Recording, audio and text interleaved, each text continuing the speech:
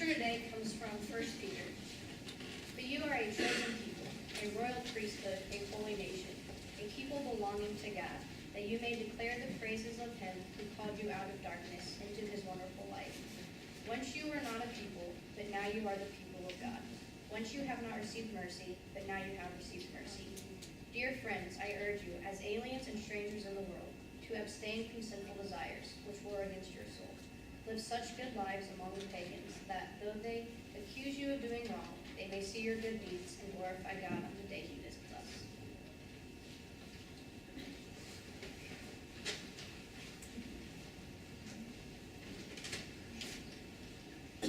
Good evening, everybody. How are you guys?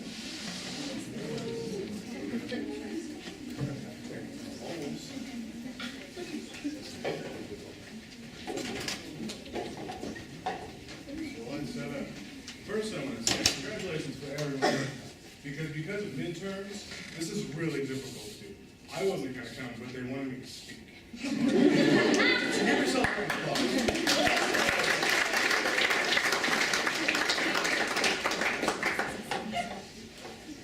I didn't set this up for you. You should have.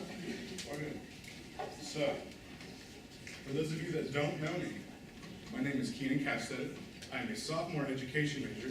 I'm from Northwestern Indiana, which if you don't know where that is, it's okay. It's a small town, an hour and a half or so from here. So, I'm also the chapel steward of Men's Fellowship, so I lead the peak. Woo woo. Okay, so before I start, I want to tell a story. This may be a story that some of you know, maybe you don't know. It's okay. I want to tell the story of Superman. Right? Because Superman's awesome. It's like the most powerful thing in the universe, right? So, for those that don't know, Superman's an alien. He's from some planet far away that I don't remember the name of, because I forgot to write that. So, he came here when his planet exploded. Flew all the way over here in a magic blanket thing that soon became a suit, right? He gets all the way here, and if you've seen the new Superman movie, he's bullied by all the humans. We have a really strange society that likes to label people and say, you're this, so we don't like you, and you're this, so we like you. Which is a really, I'm not fond of it, because I think we should all love everyone. If you've seen Semi-Pro, he says, ELE, everybody love everybody, right? Perfect. Okay, so before I really start this, let's go. All right, Father, thank you for bringing us all here. We are all people that want to know your word, and you've chosen me to bring it today. So please just flow through me, and let's begin. All right, so our scripture, 1 Peter 2. First of all, I want to tell a funny story about this because it's great. So I chose this scripture on like Monday or Tuesday. Didn't even think about it. I got here, and my good friend Zach Chapman back here, his shirt is my scripture. Craziest thing. Did not see it coming. Scared me a little bit. Okay, so I'm going to read it again, just so we're on the same page. I'm only going to read half of it, because I really like half of it. So, but you are a chosen people, a royal priesthood, a holy nation, God's special possession, that you may declare the praises of him, who you called out of darkness into his wonderful light. Once you were not a people, but now you are the people of God. Once you had not received mercy, but now you have received mercy. So this is a big deal for us. So like I was saying earlier, we live in a society that likes to label. I chose this specifically because being an education major, I take a certain class, and I like sociology, so I took that class. And in both of those classes, we've been talking about kind of what you are, like how you develop. So in sociology, it's your socioeconomic status. You're this, you're this, you're this. And I was like, all right, I can talk about that. That's pretty easy. So for an example, I will give you my labels. I am a straight Christian white male. Lower middle class.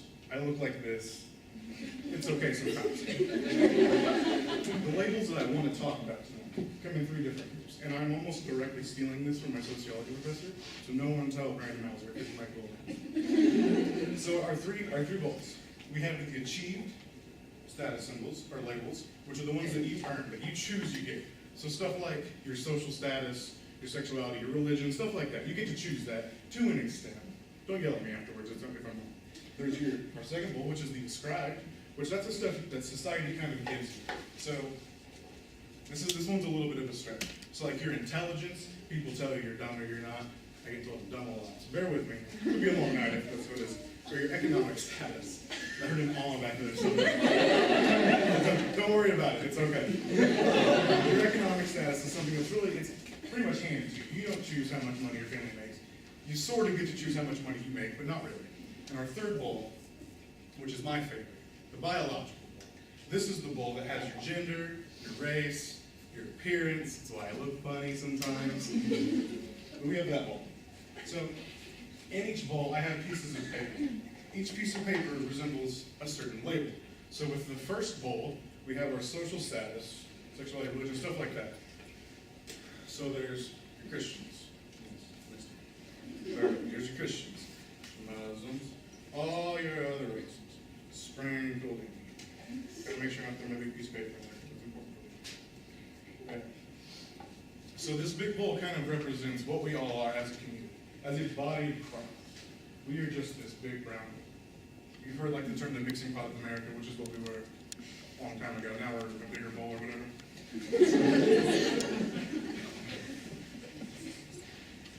You can dump all these in there so they're there. This is an organizational thing for me to say. Our second bowl is the ascribed. So your intelligence and stuff.